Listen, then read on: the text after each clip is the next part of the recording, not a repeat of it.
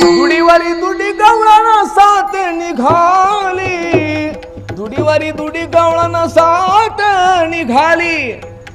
साते म्हणजे बाजारी. जेव्हा बाजारला गवळण निघते तेव्हा गवळण निघताना दुडीवर दुडी घेऊन निघते. दुडी म्हणजे मळक, घट, घागर. एका घागरीवर दुसरी घागर, हंड्यावर हंडा म्हणा, घागरीवर घागर म्हणा, अशा प्रकारची वस्तू घेऊन ती गवळण बाजारला निघालेली आहे.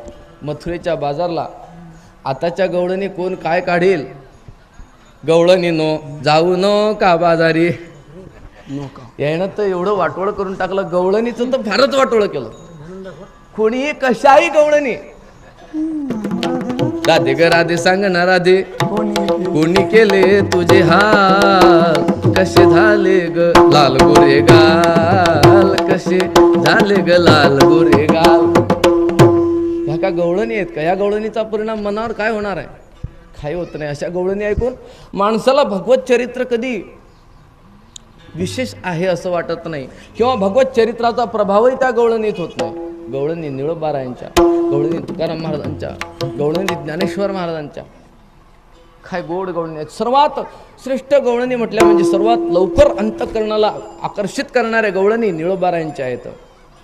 म्हणून निळोबारायांच्या गवळणी लवकर आकर्षित करतात. सकाळी सकाळी जर म्हटलं ना, खूप आकर्षण वाटते त्या गवळणीचं.